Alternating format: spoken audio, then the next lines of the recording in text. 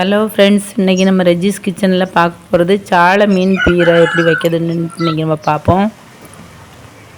அதுக்காக இன்றைக்கி நம்ம சாலை மீன் வாங்கியிருக்கோம். அதை நம்ம இப்போ ஃபஸ்ட்டு கழுவிக்கிடுவோம்.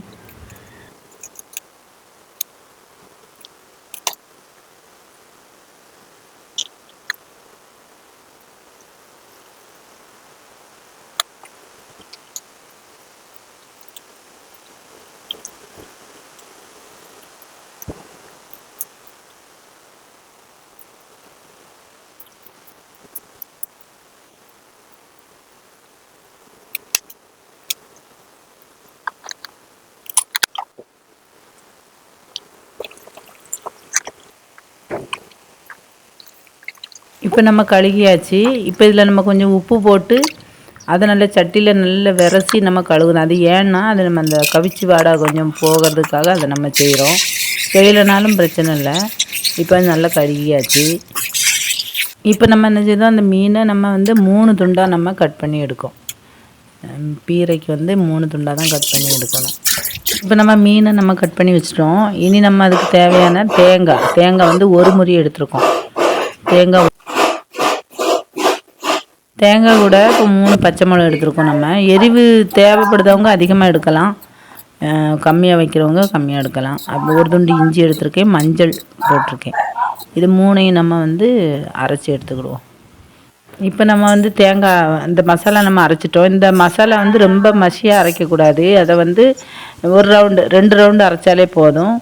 அரைச்சிட்டு நம்ம அது கூட மீன் கூட நம்ம மசாலாவை போடுவோம். இப்போ அது கூட நம்ம கொடம்புளி போடுறோம். கொடம்புளி இல்லாதவங்க வாழம்புளி போடலாம், அது பிரச்சனை இல்லை.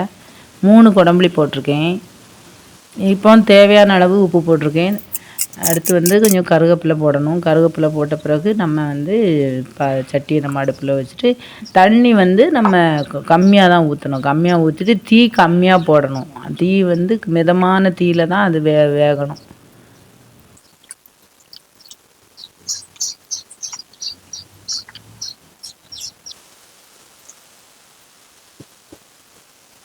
சட்டி அடுப்பில் வச்சிட்டோம். இனி கொஞ்சம் வேகட்டும். வெந்தோடனே நம்ம இப்போ கொஞ்சம் வெந்துருச்சு. இப்போ நம்ம பழையபடியும் கொஞ்சம் சின்ன கரண்டி நம்ம அது மெதுவாக அது மீன் உடையாத மாதிரி நம்ம இது பண்ணணும். அப்புறம் இப்போ கொஞ்சம் கூட வச்சுட்டு நம்ம எடுத்து இறக்கிடலாம்.